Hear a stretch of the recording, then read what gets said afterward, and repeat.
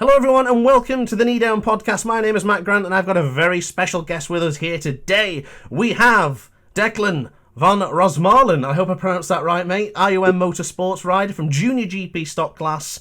Declan from Australia to Spain and now to the KneeDown podcast. Welcome, mate. Thanks, mate. I appreciate it. Thank you for having on me. It's an amazing feeling. It's an absolute pleasure. We have a mutual connection, Craig Dickinson. Want to give him a big shout out because he was also on the podcast for KneeDown a couple of weeks ago. No way. Okay. All right. So we'll give him a special shout out and for making this connection happen. So big shout out and thank you, Craig, if you're happening to be watching this. But he's not the star of the show today, and neither am I. You are, Declan. So I've got some questions for you if you're ready, mate. Sweet as, ready as.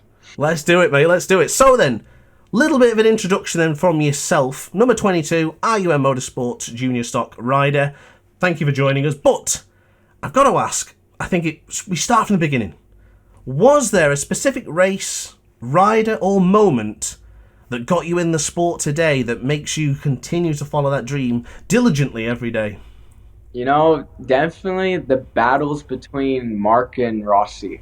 Like those were the prime races and battles, and I always grew up watching MotoGP because my dad would ride. So I always watched MotoGP with him, and I thought that would be a fun thing to do, and yeah, I've always loved watching them two race. They're the best racers in the world. So you're 19 years old, so I'm guessing you didn't see much of Stoner going up, or did you get to see him? Actually, I saw the race at Laguna. I watched that, but I didn't really watch much because I haven't been racing for a while. So I watched it, but I didn't really know anything about all the racing and all the riders until not even like a year and a half ago, 2 years now. Oh, okay. So you picked out those couple of riders that you like, your Marquez, your Rossis, and you think, ooh, I'm hooked on this, right? Yeah. And do you have a preference out of the two? Everyone's probably not going to like me, but it's Marquez, of course. I think that's fair. I think that's the modern way now, is that we are finding the youngsters like Marquez and the old ones like myself, we're still with Valentino. Yeah, Valentino built it, but I always, Mark was just a very aggressive rider. Very aggressive. And I don't know, I liked it. Honestly, that's all it can be sometimes, isn't it? One moment, one rider, one thing that just goes, I love this sport. Exactly. Exactly. So, when you first moved to Europe, coming from Australia, what was the biggest cultural or just general difference between riding Australia to Europe now? So, honestly, because I've only raced in Australia twice, because I live in America now. So I'm in America, but I just came back from Australia. Biggest differences, honestly, is the tracks, like what you're doing on the bike, different things, people, food, language barrier. There's all types of different things, The first year I was here in Spain last year, of course, it was really tough, but I was able to have a teammate with me, and we were able to do fun things, and we were practically living with each other. But yeah, I gotta say the biggest difference, man, is like the people over here and stuff. It's all different, And was it different in when you were in Moto America as well? Very different in Moto America. Okay. Kind of the racers are kind of like America and Spain. Like they're kind of like the same. Like some talk to you, some don't. Like some are doing their own thing. But others just don't really like you, depending on where you're coming from and stuff like that. So rivals stay rivals on the track and off the track. Exactly. Got you. And I get a wonderful buzz from talking to you. I think you're a lovely young man. So I'm guessing you're that person who wants to talk to everyone. You enjoy their company, right? Yeah. I like having a chat with everyone. I haven't been in the racing industry in a long time, and I'm a very friendly guy, and I'm a nice person. So I just like having a conversation with people. It's always good.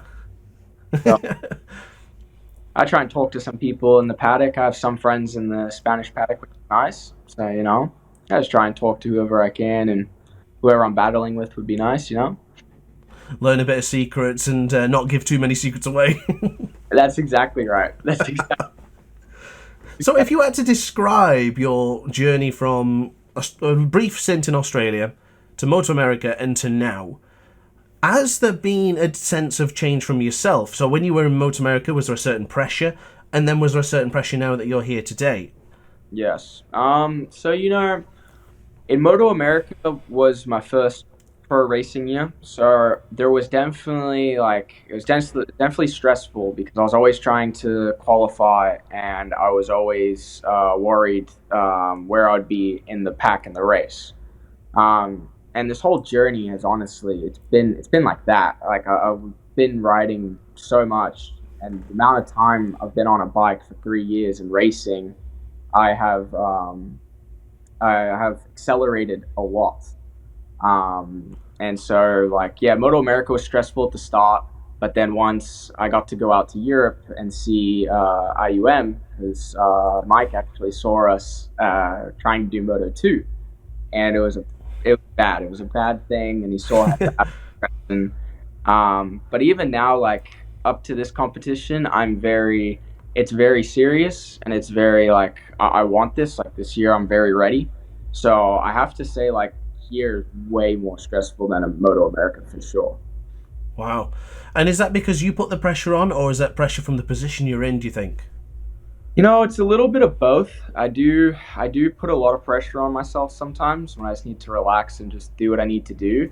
But sometimes it can be pressure from other stuff happening on track, or just things you're thinking about. But I think, yeah, it's both for me, to be honest.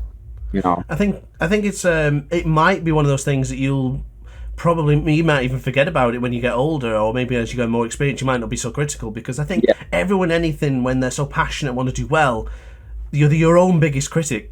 yeah, yeah, yeah, And I think that makes a lot of sense as well. We were talking briefly earlier, which we'll get into later, but like crashes and things, I'm guessing you put the onus on yourself, and you yeah. have to think that I've got to do better. That's on me. Exactly. Yes, exactly.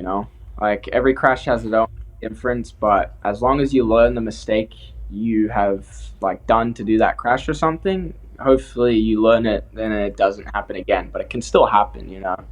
Um, but yes, it's very stressful.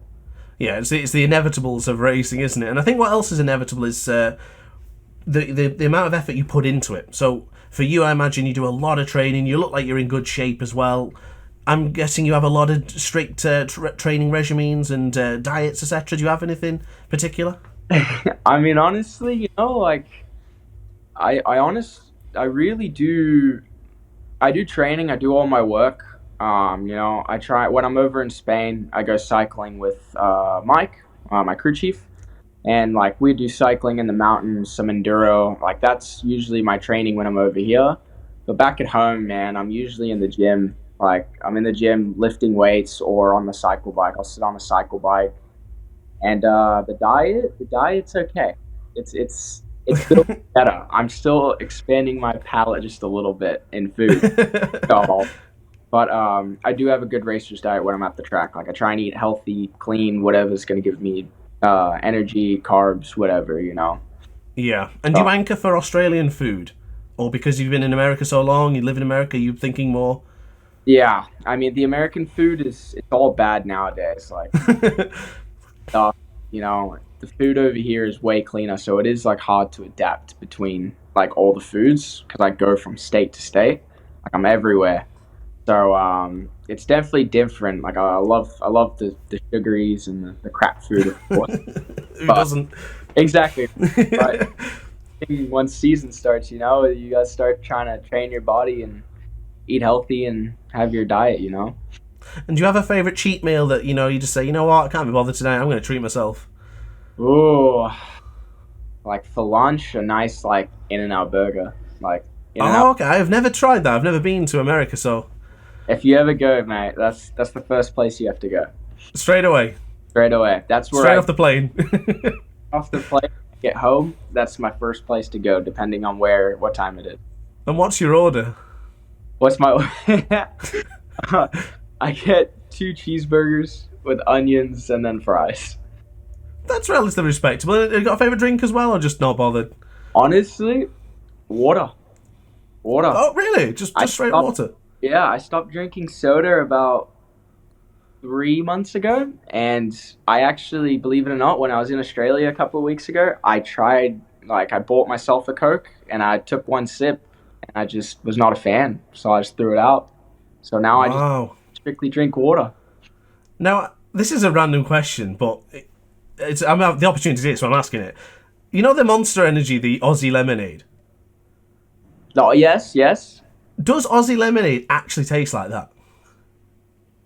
Slightly different, slightly different. Better or worse? I think honestly, a, I'd say better. I'd say better. Okay. But it's still, you can, like, if you taste the two difference, you'll taste it. You'll be like, oh, okay, like this is close. Like it's really close. I like it. I was drinking it a while, but I try to get off that stuff. That's something I'm going to have. If I ever go to Phillip Island or something like that, I'm going and I'm going to get a proper lemonade from Australia. Do that. Their lemon perfect. It's amazing over there. I love it. I love it. That's No. awesome. I'm definitely going to try it, and I'm going to do it for you, and I'll make sure I give you a toast Yeah, for no, it. on Instagram story, okay? At the Phillip Island, enjoy lemon. I'm guessing you've ridden on Phillip Island once or twice, right? I have, yeah. Been on Phillip Island quite a bit. So, like 4 times. Oh So, wow, it looks unbelievable. How is it? hands down, my favorite track in the world. That was a question I was going to ask you later, so I'm going to ask you again later just in case. But still, I kind of expected that. It's absolutely, it's just such a beautiful track. Like the grip's amazing, the layout is just so flowy and everything. Every time you hit something perfect, it just feels amazing. It's just the best track. It's so fast. I love it. How fast is turn one on the actual bike? How does it feel? It's sometimes with the wind pretty scary because the wind pushes the front, but it's fifth gear pinned practically going through. Like you only downshift one gear, use like 2 bar brake pressure. As soon as you get off the brake, you start building straight back to full throttle again. It's It's a dream, isn't it? it's such a dream. It's such a dream. And I try and tell people that are in Australia and they're riding bikes to go hit the track if they can. It's one of a kind of a track. And to hear you as a rider who competes in probably quite fierce battles, especially in your category in the Junior GP and the stock class, Yeah. to hear you say the word scary, to me is petrifying more than scary. But for you guys to feel it's scary, how bloody scary must that be in turn one? That one, that was a scary one. That was a scary one. Man. I don't even know. It was brutal. That's for sure. It's never a good feeling. That's for sure. It looks terrific, and to seeing the bikes go on it, it gives you a sense of just absolute admiration for every rider who's been on that track and done it. 100%. 100%. It's kind of cool to like know like, oh, I'm on the track, and MotoGP guys ride this track, and W World Superbike ride this track. Like That's we exactly what I was thinking. Yeah. Like we rode with the World Superbike guys. Like we had them at the track racing when we were racing ASBK. That's And awesome. oh yeah, we were pitted right behind Top Rack. And Top Wow. is one of a kind of a guy. Such a nice guy. If you could take his braking, would you, or would you go for something else? I would go for that braking. I would go for that braking hands down. The confidence he has. Like never seen anyone just go as deep as that guy. He breaks so deep. It's And computer game stuff, isn't it? I don't even know, man. He just front wheel, just feeling comfortable, and like he just stopped and still makes the corner. I'm like, dude, it's incredible to see. Every single time I watch it on the television, or I've even seen it in person when I went to Donington Park, and it is literally so bizarre because he's so in control as well. Yes. And how? I don't even know.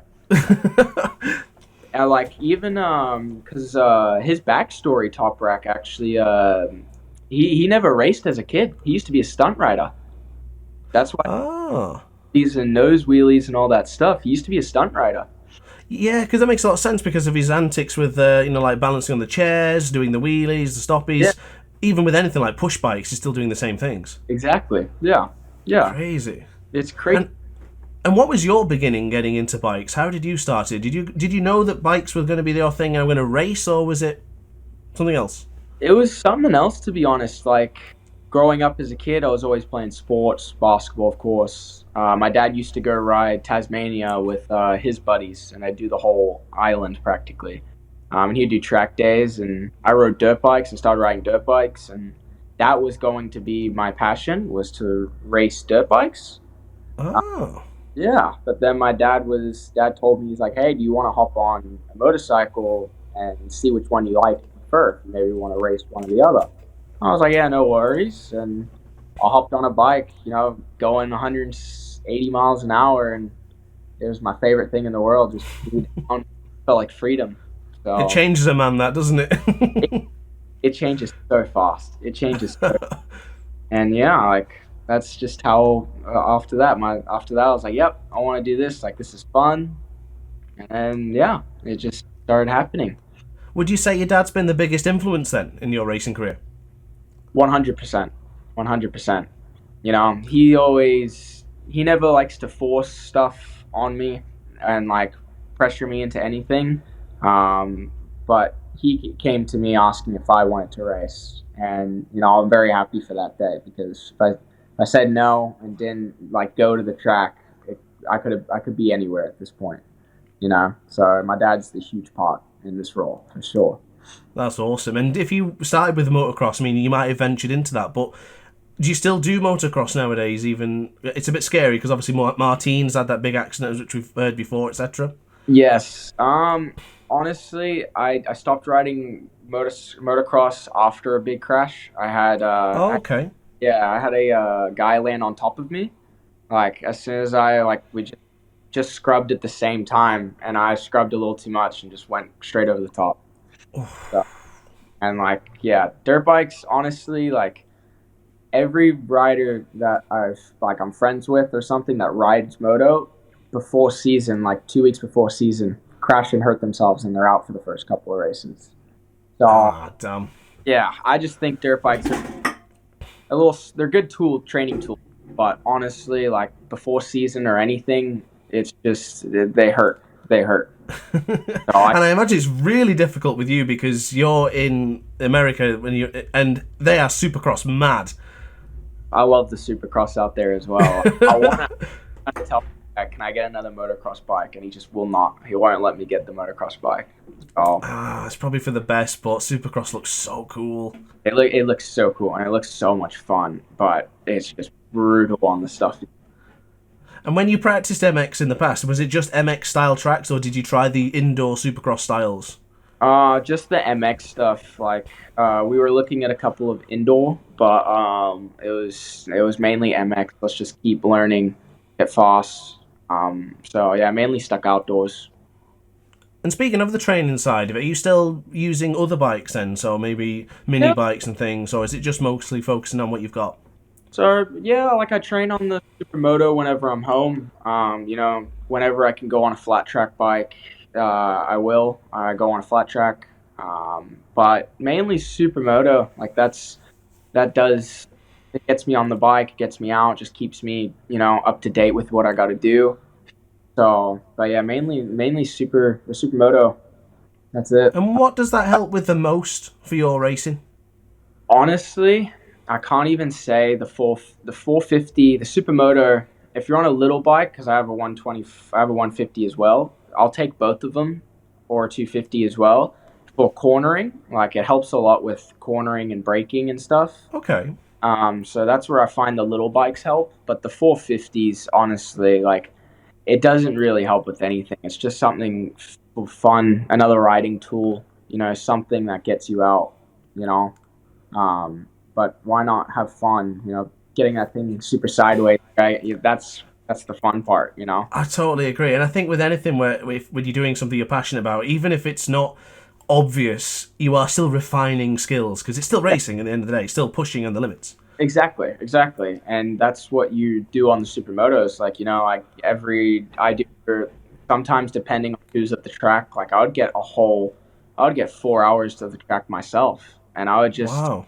I'd set I'd get the lady that would go inside, and I would ask her if I can do a 30-minute stint, and I'd just go bang out as many laps as I can in 30 minutes, and just try and build endurance. Honestly, like I mainly worry about endurance. Yeah, because imagine throughout some of those tougher races, especially being in Europe, you're probably used to hot temperatures anyway, but I imagine in those really hot, temperate climates, you're going to be feeling the effects. Yes, yes. Honestly, the heat over here in Spain is way hotter than Australia, America. Like it's just crazy temperature over here. So I know some of the tracks you go to as well, you're talking in some of the most like biggest locations for the heat hitting, the yeah, plains of Spain where it's it's killing you in a yeah, way. yeah. Exactly. Even like Portugal, like Portimao.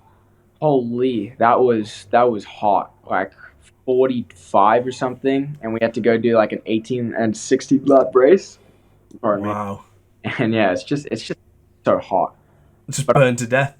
oh, oh yeah, you sitting on the grid for 15 minutes, and you're like, come on, let's start this race. Let's just go. Let's go on the ice path or something. I'm glad you segued into that because that was my next question. Actually, when you're actually on the grid, how do you handle those pre-race nerves? Do you have any particular superstitions or anything you think of, or maybe some music, perhaps? Yeah, so honestly, for me, because like I said at the start, like I love talking to people, and so actually, speaking of Craig, Craig's my umbrella girl for me practically. So I told Craig, for me, like I can't sit there in silence and just stare straight or listen to music.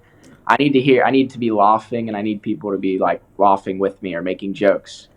Every time I go out on grid, like Craig just pulls out this notebook filled of just jokes and stuff, and like, and it makes me laugh. Like I'm not focused, too worried about the pre-jitters. I still have them, but it gets me away from focusing about the grid for a little bit.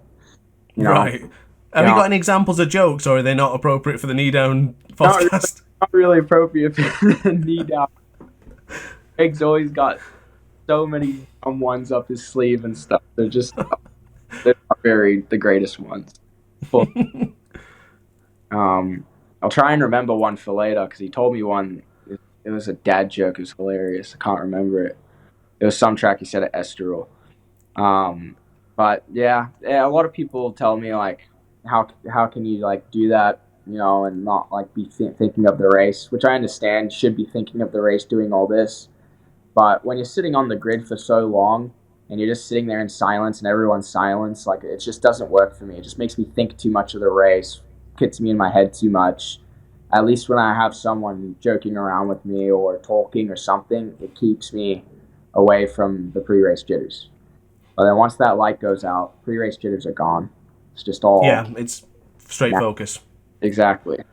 I'd probably say it's akin to, like, for example, even the podcast, as little as that, you're thinking, well, I hope it goes well, I hope I can get the right questions and stuff like that. But when you're in it, and you're having fun with it. Exactly. Yeah, you're having fun with it. You're not thinking of anything else besides that guy in front of you and what you need to do. Honestly. And I really feel that just because someone is super focused, don't talk to me, leave me alone, Yeah. is no different to the person who wants to chat. It's just their way of dealing with it. Exactly. Everyone has a different way that works for them. Like everyone's got different ways. It's just the way it works for me, at least. A close friend of mine, Sergio, he was telling me his approach to racing was always just leave me alone. Yeah. I'm focusing. Don't talk to me. Just leave me alone. I'm racing. Honestly, that was like my old teammate, Dino. Dino's the same way. Like when I was injured in Aragon, he'd be sitting on the grid and like no one would be talking. He'd just be staring straight, and like I'm like, oh my gosh, he doesn't like when people talk to him on grid. Have you tried the both approaches? Have you tried the chatting and then? Well, of course you tried the chatting one. But have you tried the just laser focus? Yeah, gets me very nervous. So did you find it affected you in the race? Not really affect me in the race, like affected the start of the race. Like didn't give me a lot of confidence on the first 2 laps, when those are like the most promising laps you need. Like start of the race and at the end of the race. Like those last 2 3 laps or the first 3 laps, that's where it's promising. But yeah, when I was too quiet and just stood straight, like the first 2 laps of a couple of races were just brutal. I just get hammered. That's amazing. It's just something. It shows the level of concentration, and the competition is so high that you need to be absolutely perfect in every single way to be competitive and to have the best chance for yourself. Exactly. Yeah, exactly. So So with your team, how do you come across with discussing data and things like telemetry and stuff like that? Is it a case of you're very hands-on, or do they bring it over to you and say, listen, this, and this? Or how does it work for you? for me, honestly, like we do the same thing like as everyone else, I think, I guess. But yeah, like we'll go in, we get 40 minutes a session, go out, do 8 laps, come in, take 5 minutes, go out again. We'll try and find something after 8 laps and see what we can change to the bike, and sit down, look at data, talk about what's happening, what's going on, what we're feeling, what kind of changes we think that's going to be better. Because you only get 2 days of practice and 40-minute 2 sessions a day, so you're really trying to get the bike set up as much as you can. So, looking at data of how much you're spinning on the rear, what's your throttle, braking position, what's suspension doing. But yeah, I mean, we all come in and we just sit at the table. Like we have our table right there, and Mike is always on the computer. And then, yeah, he'll just take our data out of the bikes and we'll look over it and see what we can change to go faster or we think that will be better.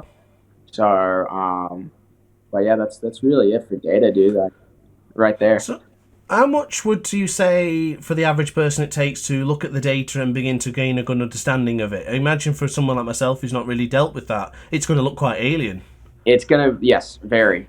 All you're gonna, like, people that have never seen data before and have never seen like what the computer is for the bikes, like they just look at the screen and they see all these lines doing like all these things, and you're like, what are these lines even? You know?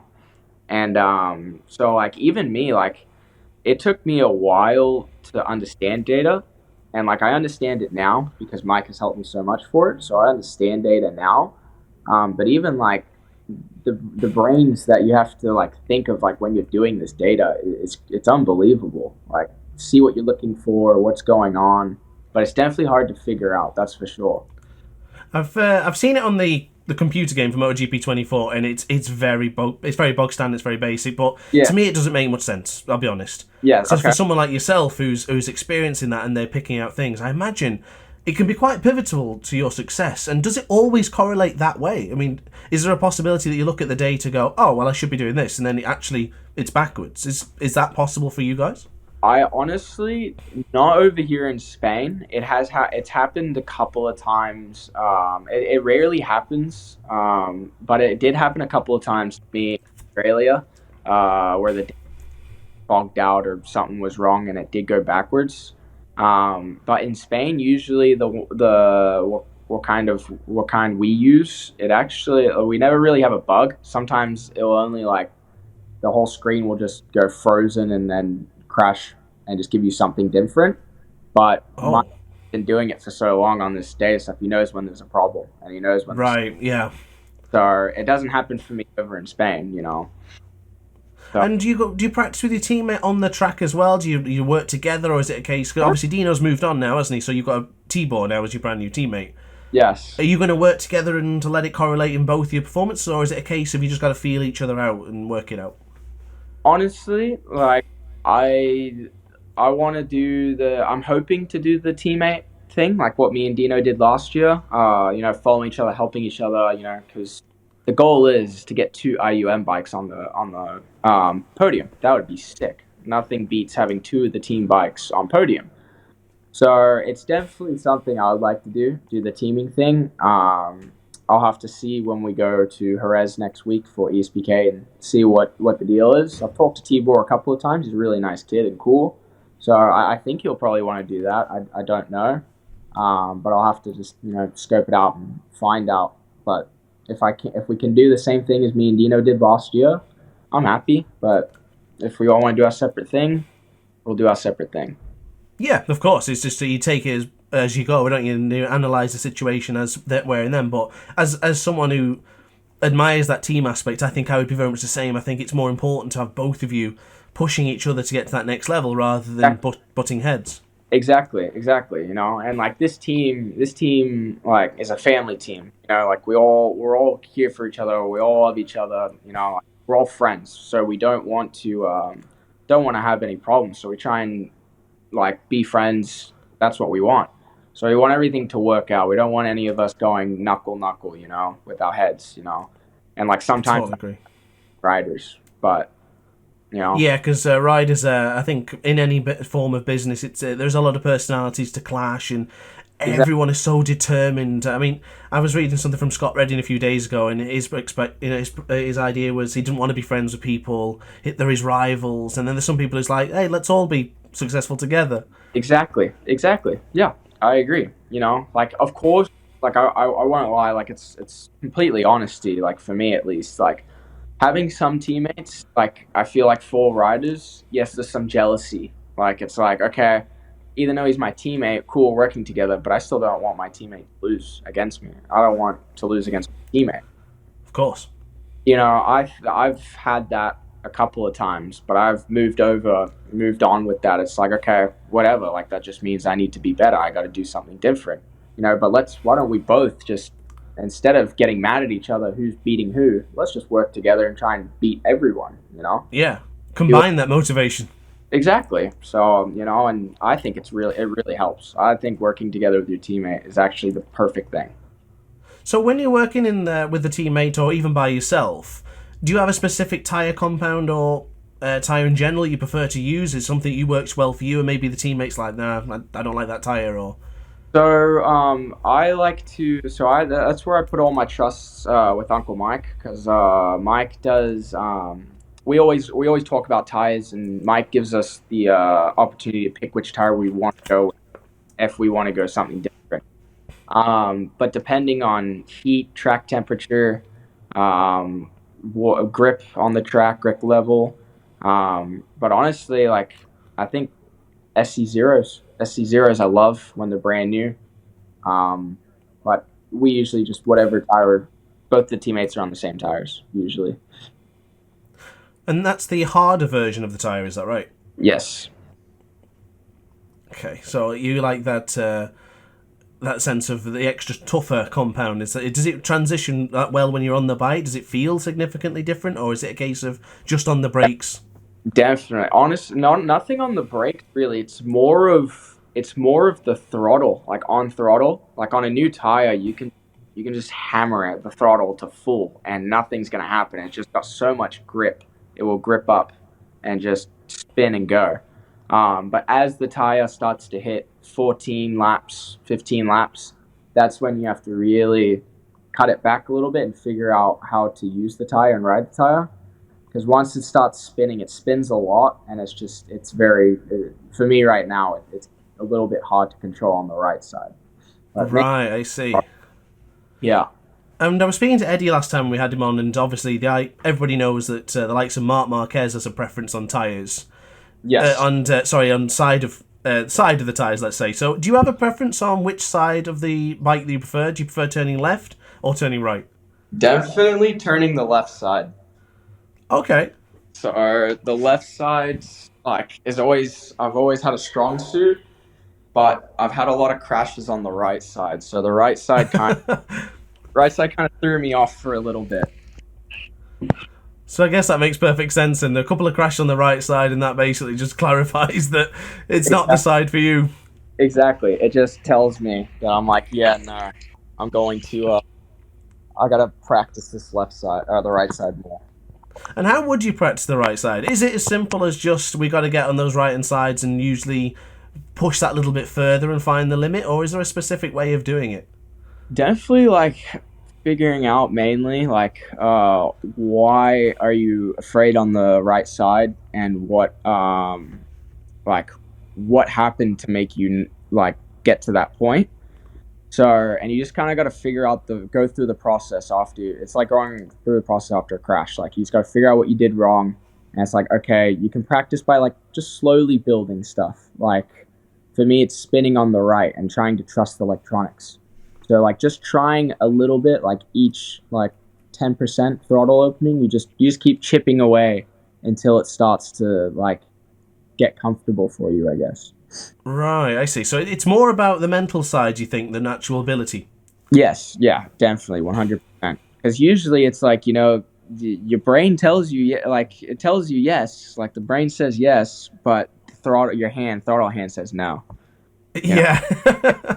the annoying part for sure. I can imagine. It's like reaching out to someone and asking them, or asking a girl on a date. You think you're gonna do it, but then when you get there, you're like, Uh-uh. I'll ask another day. When I don't see her or something, yeah. No, it's exactly the same. It's exactly the same. I swear. So it's That's very fascinating because I think I always thought, oh, maybe it's like, maybe because what I've heard in the past is some riders, right-handed, they struggle on that right hand side because when they're in, they can't feel the movement, and then on the other side, if they're left-handed, they might enjoy that because their dominant hand is available to use, if that makes sense. Yes. So especially definitely on the left side because I'm dominant on the left hand, of course. But honestly, having my elbow on the ground, like it feels perfect. Like I feel so safe and secure because it's just like I have more control and I can actually do anything with my left arm. Like I can push if I'm tucking the front, I can actually push my elbow to recorrect it or something. So Right, yeah, I see. That makes a lot of sense. yeah, I like it. So the right hand's definitely hard to get to because it's also your throttle hand. So you have to worry about the throttle. So Would you ever consider the Mattia Passini way where he swapped over the throttle side? you know how crazy that is? No. I'm like, holy crap! How do you do that?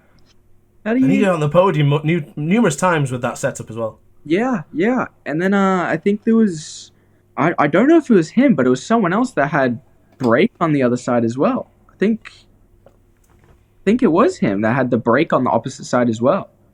I think it was because he really damaged his right hand, so he couldn't have any power. It must have been Mattia. Yeah, yeah, yeah. But it's crazy. I don't know how you do that. And he was, mid-20s when he changed over, so all those years of experience to change over. Yeah. Could you imagine you doing it now? No, no way. However, I will say, Declan, I guarantee it, God forbid, if something happened to your right hand, you would adapt and you'd adapt quickly because you'd want I to. would exactly. Yep. You know what? I agree with you there. Yep. You would be so motivated, you'd be just like, okay, who cares about the right hand? I've got my left. We're gonna have to do it exactly. Yeah, that's very true. I agree with you on that for sure. So I thought I'd do something fun here and have some quick fire questions. I hope you're ready for this. Fire question. So, don't take too long to think. Just say what's on top of your mind, and let's see what we can come up with. So, first things first. Best thing about racing in Europe? Best thing. Oh man, the League of Riders, like the field Okay, so the competition. competition. Oh, okay, that's cool. Favorite track on the JuniorGP calendar? Barcelona. Yeah? Yeah. Double down on that one. Isn't that where you had your big crash? No, it wasn't. Was it Estoril or Catalunya you had that big crash? Estoril was the big crash, last round. Yeah, we'll get to that conversation later. So, Wet race or dry race? dry. I do well in the over here, but like dry, always dry.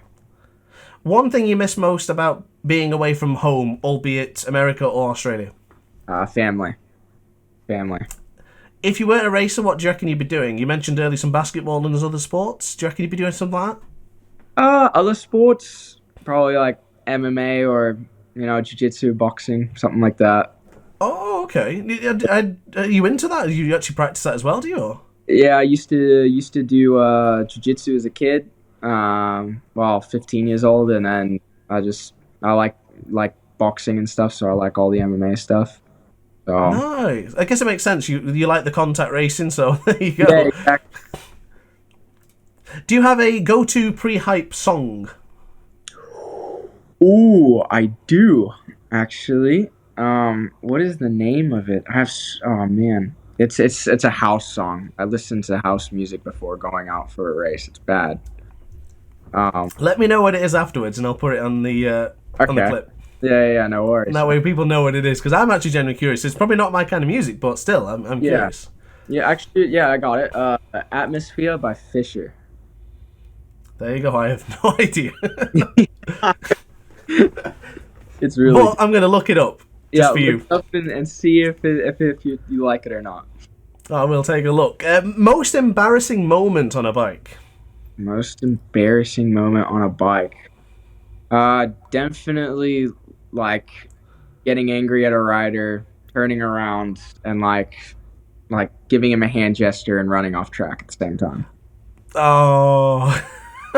Which probably made you more angry. Mm-hmm. It was very, very embarrassing. So you're like this, and Yep. then you're gone. Oh crap! There's gravel and all there. Oh, no, I can feel the second-hand embarrassment. I feel that now. That's too many embarrassed moments. And favourite sporting moment or racing moment that wasn't in Junior GP? That wasn't in Junior GP. My favorite racing moment. Um, honestly, like when I got third place in New Zealand, it was my first time being back on the podium for a while, and yeah, I just the wind was high. Everyone was nervous of the wind. I went from like I think it was P6 or something, and just as the race, the last lap, I picked off two guys on the two last corners and crossed the line in third. So Awesome. yeah, it was my favorite. And would you rather win in a dogfight or comfortably miles ahead of everyone else? Dogfight, dogfight. Yeah, last corner lunge. Yep, yep. Do whatever Yeah. it's gonna work and stick, or it's not. I hope we get to see the Rossi lunge, but the Declan version this year in Catalonia. It's gonna come. It's gonna come soon. It's Oh, gonna. I'll be screaming. I've tried a couple of times. I will try again. How mad is that overtake, that corner? Is it really crazy to do? Depending on where the person breaks, yes. Like it's a huge lunge, but at the same time, if you make it stick and hopefully make the rider go a little bit wide, and you can get on it fast enough. It's just who can beat to the line, but it's a very big lunge. Like, but you just got to know, like, if you do it early race, you know you're gonna lose some time on the exit. They're gonna catch you. But if it's on the last lap, you try and make it so the dude can't get behind your rear tire. Like he's a little bit further back. Yeah, that makes a lot of sense. Yeah, Because in that moment, well, that's it, the race ended. As long as you get to that line, you've done it, haven't you? exactly. Yep. Yeah, exactly. So, final question then, of the quickfire one, is your favourite moment in Junior GP? My favorite moment in Junior GP, the team. You know, like got a lot of fun moments with the team. Team's my favorite. They're That's amazing. awesome. That's Um, such a nice thing to say. yeah, team's family. They're amazing. So, from the positives to a little bit of a negative, we touched base upon this earlier regarding a scary moment. Now, I had the privilege of hearing this firsthand from you a moment ago, but your scariest racing moment, is that the scariest racing moment, or do you have something else, or is it definitely this high side? Or For yeah, like that high. The scariest one so far actually has been the foot peg going through my arm. That one's been the scariest. Um, so oof. it's hard to see, but that vein right there, Yeah. yeah, I had a foot peg go right through. It's hard to see, but there's like a huge scar there with stitches and stuff. Oh my goodness. But still, yeah, the high side's my scariest one. I think still both of them. And how did the foot peg get into there? What happened in that situation? So at Aragon, I don't know if you actually heard, but when you were watching the GP, probably did you see like how some of the boys would go a little bit offline and they'd lose the whole bike and like crash and stuff. I'm Uh, not too familiar with Junior GP. This is my first year of proper watching it fully. So oh, when it starts in May, I'm going to be glued to it. okay, there we go. Okay. So last year they resurfaced the track and the GP boys were the first ones on, and the track was very slippery. And I did testing there like the week before the race, and a little hair offline, it's crash. Like it's the high sides or whatever. And like this is the first day of Junior GP, opening day Thursday, and I go out on the open lap, first warm up, first practice, trying to catch up to Dino because we were going to follow each other. And I passed someone on the outside, just a hair off line. One, two, three, like that fast kink. Oh, Four. the checker corner. Yeah. Oh, right. Yeah, I've got you. Head off line, and the thing just went sideways and flew. Like, didn't get a chance to save it. Just went. I went face into the tire, landed on the ground, started doing tumbles, and then saw the bike just land on top of me, and the foot peg just went straight through. Straight through the leather, straight through your skin. Yeah. Getting up was not pretty. Like, I woke up shaking my head. Like, I was like, holy crap, what happened? And the next thing you know, I see blood everywhere, and I'm like, what's going on? I look at my arm, and I just see this freaking foot peg in my arm, and I just pull out they pull out the foot peg. I get in the ambulance, and Craig's first words, because Craig was doing video. He was doing the photography and stuff. Comes up to the ambulance. He goes, wasn't that fucking stupid move? Just wrecked my arm, man. Just hurt myself. Oh, no. But I think, knowing your personality with him, I don't think he'd want it to be any other way. No. I actually laughed. I had a laugh. Oh, wow. And then the high side in Estoril. Like, those are two monumental crashes. Probably, riders may that, but probably never, maybe stop racing after those sort of instances. Yeah. I won't lie. That Estoril crash, it made me rethink just a little bit on like what I really wanted to do, because that put me down for a month, like just sore pain, like not being able to sit or anything, and just screwing with my brain the whole time, you know? Wow, that is crazy. Yeah. And how do you deal with that off track? Is it the family? Obviously, you mentioned family a lot. I'm guessing they're really supportive and they have your back in a lot of these situations. Very supportive, yes. They'll all have my back, always chatting to me. You know, my dad mostly, he's the one that supports the most, so he's always there, and, you know, he felt my pain after that crash and what we went through after and stuff like that. But, family, they're the biggest supporters, family, for sure. Because they know for a fact how much you want it and how much you want to develop and improve, and if they were to coddle it and say, maybe you should stop, it's not going to do you what you want. Exactly. So, and it's like, I don't want to stop. I never will. Like, I don't want to. But, some of these crashes bring people to that point, Just can't get out of their head, or something that just hurt too much. And how many people have you told about the story about the foot peg in your arm and things like that? And how many have winced like I did? And how many people have winced listening to this podcast or even watching right now and thought, oh, God damn it. Oh, man. Actually, a lot that like swipe or like comment on my stuff, or like my best friends or fans or something like that. Like, I actually have a lot of people ask, and especially even like when I'm at the gym or something, I've had some people watch me lift and just come up to me and say, what happened to your arm, dude? Like, I'm sitting there like explaining. Yeah. So, but I've told quite a bit that have asked. I can imagine you in the gym. You're doing your thing, and they say, "Oh, Declan." Well, they don't know you, and they say, "What happened?" You go, "Come here." Yeah. Sit down. Let me talk to you for a second. Exactly. Yeah. Showing photos.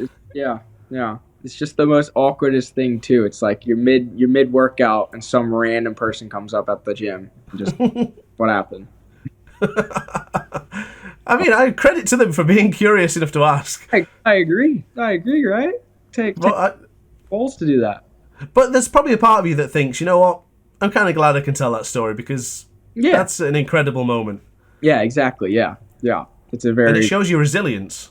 Yes, a lot of it. Because I imagine there's so many riders out there that have had huge monumental crashes. And in fact, we see it all the time. Big riders are incredible. Big crashes are never the same. Yeah, exactly. Yeah, it's crazy. Like, even one of Dino's mates, Brett Roberts, he'd come into our pits all the time. They were best friends. He had a high side at Estoril coming out of on the exit of one, but like straight up and down. And he smacked his head really hard and can't race anymore. Whoa. Yeah. So it's yeah. I Crazy. have absolute admiration. I was saying last time, when to many other riders and anyone from whatever discipline you're in, whatever level you're at, you guys are something else. Yeah, yeah. Where I'm the mere mortal sitting here with the privilege to ask you these questions, you guys are the aliens. No matter where you are in what sport, you're an alien to do stuff like you do. I appreciate that. It's no brain, no pain, I guess. Eh? Yeah, just switch off and just go for it, I guess. Exactly. Exactly. So for this humble fan, and for many other humble fans watching, and there's probably racers out there as well, what's the most underrated skill or thing that we don't notice about the riding and about the riders that maybe we don't pick up on and you guys probably use every day and do to improve your riding? And that could be something on a mental level or some part of skill or training that is just not aware of for the common viewer. Yeah. Really good question, actually. Because there's a lot of different stuff. Honestly, some are mental. What's one that I like? I was just picturing stuff before, like a race, like on Supermoto or something like that. Like treat like a corner on what track you're having problems with. Like that, take that kind of corner and do the same thing. But it's all like little things, like mind stuff, mind games, what you're thinking and what you're thinking of other riders on the track. You know, like I don't really know what other people have, but I don't really have anything that I do different compared to a lot of other riders, I think. And I think probably the beauty of it is you probably do, but it's so normal to you that we would probably be surprised if you said it. But Yeah, it's unlocking that. Well, I do it every day. This is the life I live. Where yeah, I'm thinking, what would you do in this situation? What would you do in that situation? And I guess that makes the difference. yes, yeah, exactly. So, yeah, I don't. So, but there's nothing one thing. I would actually say, even from the little tip that you just gave me there, that visualizing the track, Yeah, visualizing that moment of, it might not be the exact same corner, but I'm tackling it in a similar way, giving yourself I don't want to say a false confidence, but it is giving you a confidence for that when you next tackle it. exactly. Yes, yes. So, and I always got taught, I still, even when I do track walks, I still abide by, I used to train with Tony Elias, and so Okay. he always told me his 3-step rule that he does at the race when he does track walks. So, like, each corner that he has, that's different corner, he calls it A, B, or C, or D. And so whenever he's on track, he always learns to track fast because he has these A, B, C, or D for each corner that he makes it. And he goes, okay, I'm showing up on a D corner or an A corner. So then he already knows what he needs to do and stuff like that. So I try and I do that as much as I can. Like, that's one tool that helps me, I think. Yeah, that makes a lot of sense because you're effectively grading your performance in certain parts that you feel like you need to improve upon, I guess, and prioritizing what needs to be focused on. Yes. Yeah. That's fascinating. Of course, Tony Elias is very good in Estoril, which we have seen in the past. So, Very, very good. one to learn from in that track. That is something perfect for you. That probably makes normal sense. It's Yeah. something that, yeah, obviously, but I would never would have thought of that. Yeah. Yeah. No, when he told me about it too, I was like, well, okay. All right. Not once did I think to even try, like, think of something like that, or.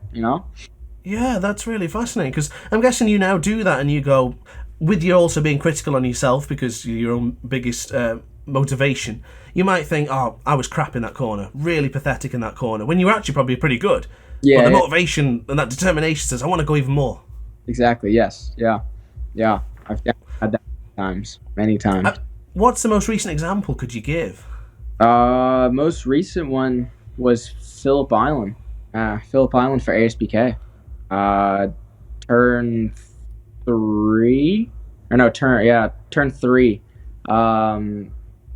Like the wind shift would change, and like usually you'd be able to go through there full throttle on the 600, like 6 gear pinned, and there was a couple of times where I was like half throttle, and like a lot of the other riders were like a couple of my teammates, they would be off throttle to let the bike steer, and I would only be half throttle. And I'd come in and I'd like be super angry and annoyed. I was like, I can't get this right. I can't be full throttle. And I'll get told from the crew chief, like, yeah, but you're going half throttle, and a lot of riders you're riding around and seeing on the GoPro camera, they're rolling off to get the bike turned while you're doing half throttle through. I'm like, yeah, it makes sense. Yeah, it makes sense, but you know, It's so simple on paper. right. And that's the stoner corner, so that is rapid to the left-hand side, yeah? Yes, yeah. Oh, yeah. Stoner corner is so fun. From a fan's perspective, I would think full throttle. Yeah. From a fan's perspective. But the key, obviously, is the man who's on the motorbike. He goes, no, because I'm probably spinning the rear, or I'm running too wide, and... Yeah. I actually find it, the way Casey Stoner did it was perfect, because now everyone just spins through there. You have to spin through there. Like, the only way to turn the bike. Like, everyone starts to feel the rear, like, slide and stuff, and they think something's going to happen, so they roll off. But, like, the more you just hold it open, the more it just spins and just drives it forward, you know, for that. And could you describe what it feels like to have the rear just kick out ever so slightly in that corner? Oh, it's just so much fun. You feel it, like, you start feeling it slide, and then it comes out wider. And then when it comes out wider, like you're backing it in, you just feel this sensation where you feel the tire stop sliding and grip, and you feel like this little jump, like you jump off the line a little bit. And you just feel this move, and it's just, I don't know, it's so fast. I love it. I love the feeling every time. As soon as it starts spinning sideways and then just hooks up and grips, it just, I don't know. It just puts something in my brain that's made, I like it. So it's not fear, it's just pure enjoyment. Yeah, pure enjoyment. It's fear on the right side, that's for sure. Fear on the right side. But left side, I have a real strong point with letting the rear slide on the left side. Right, I see. Yeah. Because from a television perspective and from cameras and being watching there as well, and it is incredible to see a bike, kick out. I've been to Donington many times to see going into Hollywood and then down to the Craner curves, the kicking it, and it's just like, oh, c'est magnifique. It's just gorgeous. It's beautiful. And I give it to a lot of riders, though, because not a lot of people understand, too. It's like the trust that you have to have in your electronics. Like the trust you need for the bike. Like I used to trust my electronics a lot until I didn't. And then, like, even now, like, I trust him, like, because I know Mike does an amazing job at everything he does. Perfect. And he keeps telling me every time I make the mistake, he's like, dude, trust the electronics. Trust them. I'm like, okay, I'm trying to. I can trust it on the left side. So I'm like, okay, it works on the left side, so right side will be fine. But just, like, watching some of these riders and stuff do the thing, the amount of trust that they have in their electronics, it's unbearable. It's nice. It's crazy. And for yourself, is it a case of you tweak the electronics as you go, so maybe you reduce the traction control or you increase engine brake and things? Is it a case that a rider... Well, I'm more interested in asking you, actually. So how about yourself? Is it a sense of reluctancy to change, or is it you're happy to change it and see what happens? Me? Yeah, I'm actually really, I like doing changes, whatever the crew chief thinks is going to be better or faster or better for me. But at the same time, they can only control so much in the engine braking and all that. So they put it to where they feel like they need. And then traction control, I get to play with myself. I can click whatever button I want, change maps, do different maps if I want to. But I'm a very open guy. I don't mind trying stuff, learning something new. You want me to go out and do something and try it, I'll do it. I'm very open. It must be a pleasure to coach in that regard then, because if you're so open to try it, yeah. you can have good results, aren't you? Where some people, I do imagine there are probably people out there who do get stuck in their ways. Yes, they do. Yes, 100%. And it's kind of hard to get some of those riders and some people out of that, because then they get stuck in that and they always think it's going to work or help or something until where they start having problems, And at that point, it's too long gone in a way. Exactly. Makes a lot of sense. And human nature is that we do tend to be very consistent. We do stay in our habits. Yeah. It makes sense. Yeah, exactly. And how often would you say you try that during practice? How often would you say that you'll click the traction control and try different modes and think, that worked, that didn't work? And yeah, definitely like on a new tire or on an old tire, definitely, just to see where the limit's at on the rear tire. I just want to see how much grip I can actually get with pushing with the traction control on. But I'm honestly, I use it. I try and use it every session if I can. That's really interesting, and I'm guessing there is a benefit to doing that, as in to also learn that point of, whoa, this bike is really slippery now, but I've got that nice smooth control. I Yeah. guess it's reinforcing what you're doing and having that muscle memory to make sure that if it gets into a situation, you can handle it. Yes. Exactly. Yes. Yeah. Exactly right. So when you're back in, you're doing ASBK, I imagine the family's with you quite often. I'm guessing they're always there to support you. Honestly, no, they're because they're in the States, so the family lives in the States. So Oh, okay. I left Australia when I was 7 years old and moved to the States. So I've been living in the States for 12 years, but my parents have come over. They came over to the Australian round for ASBK because they wanted to watch Phillip Island, of course. So they came over for that race, but yeah, they try and come out whenever they can. It's just work, you know. Yeah, yeah. All this racing bills. And do you get a boost when they're there, or is it a case of you actually feel a little bit more distracted when they're there? Honestly, I think in the paddock, like when I'm trying to do stuff in the paddock, I get a little distracted because I obviously just want to see them and talk to them more importantly. But I don't feel really like anything when they're with me. I like at the track. Sometimes they think that they feel I'm feeling nervous, or I think I'm gonna try and do something while they're there because they're watching. But I really don't think of any of it. Like I love seeing them here and wanting to watch and come and support me, of course. But once the lights go out and stuff like that, I don't think of anything besides who's in front of me. It's that racing mentality, isn't it? Yeah, exactly. Sometimes I like getting a big boot in the ass though from my dad. Sometimes before the race, though, he'll yell at me a little bit to get it before the race. So but it's good stuff. So in those moments where you've either had a great race or not so great, how do you deal with positive and negative messages from fans, competitors, family? I'm pretty good in that state. Like when something's good, a good race has happened, whoever I've raced with, like we'll chat, whatever, or we'll go over to each other's boxes, chat, depending on who and what it is. Give each other handshakes and stuff like that, whatever. Um, but I guess like in a good race, everyone's having fun. Whoever's at the front, whoever enjoyed the race at least, like I love the race.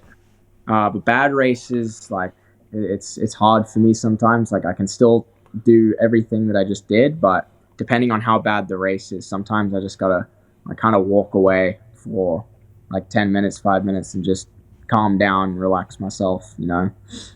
So I just need to think of what just happened and what I've done and stuff like that.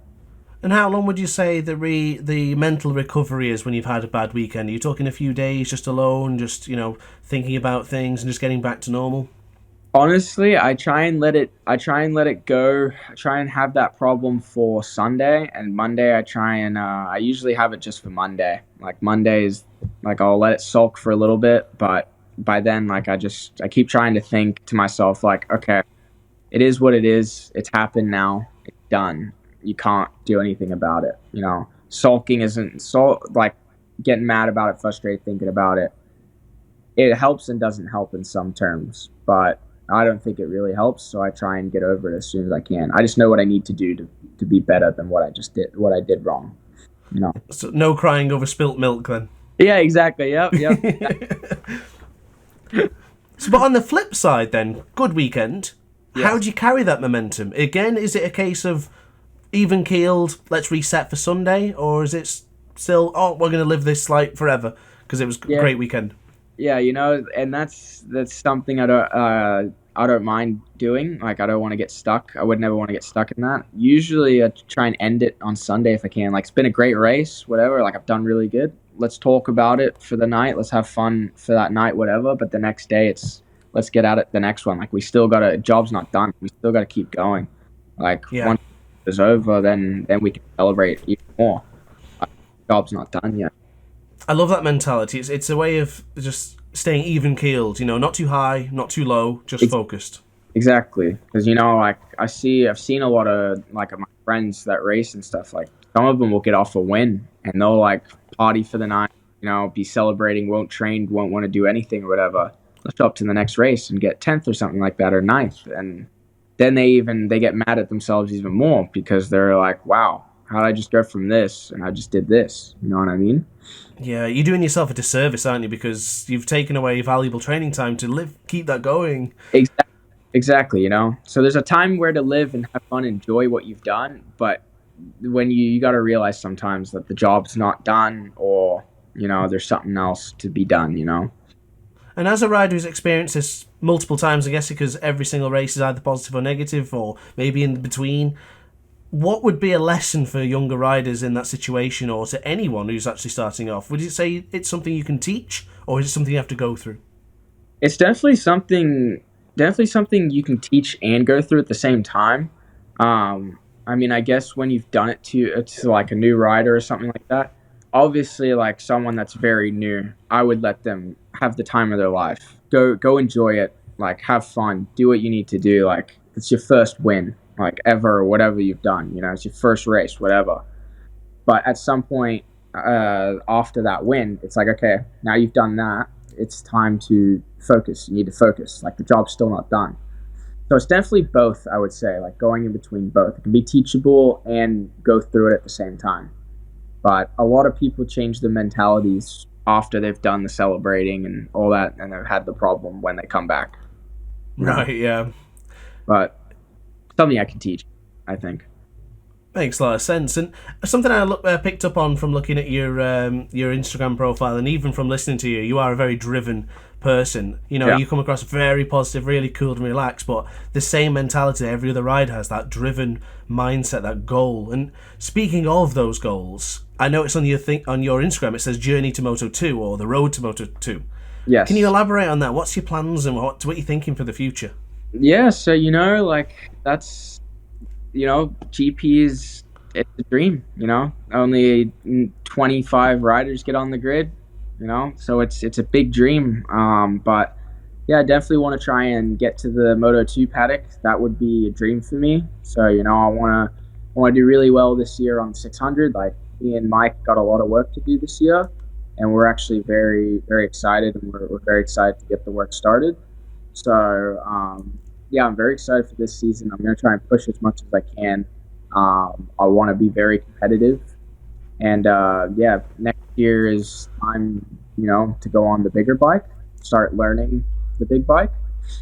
And, yeah, just try and learn for a year on the Moto 2, see what happens there. And hopefully in the next 2 or 3 years, maybe, hopefully, if I'm not doing anything, hurting myself or something.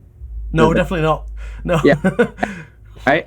Moto I'm 2. too superstitious. I'm touching a wall. I'm touching things. I'm knocking on wood right now. Cracking. Yeah. Yeah, no, you'll get there, mate. I think so. I mean, you've got that mentality for it. You've got a personality that people should bottle. Yeah. I think it's brilliant. But for the Moto 2 and the aspects of that, is there a way you could train on those sorts of bikes, or is it simply a case of you only can train on those when you get there? Honestly, like, you can train. I guess you could train on them to learn it and like figure out the bike. But I feel like the only way to do that is to like be over in Spain for the tracks, because the Moto 2s, I own one. We have one. We were supposed to do Moto 2 my first year in JuniorGP, but we had a bad test day and it was brutal.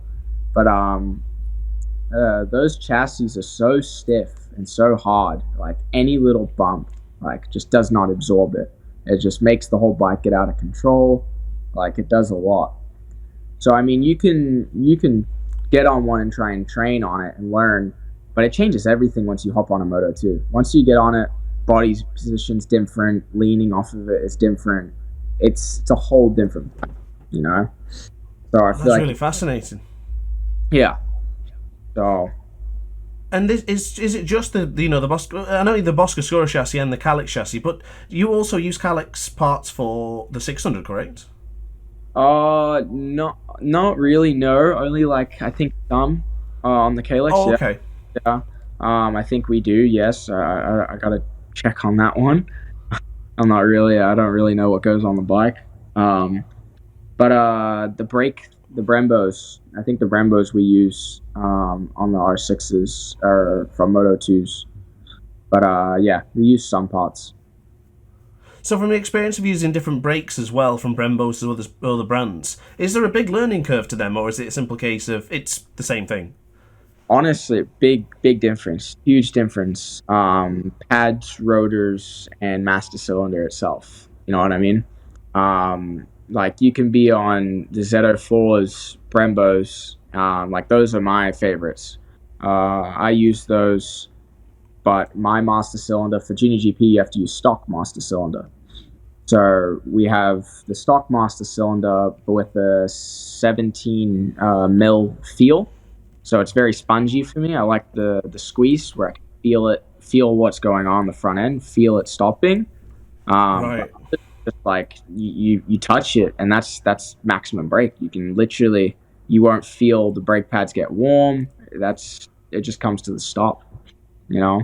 Wow, okay. And does everyone run the same for the R6s?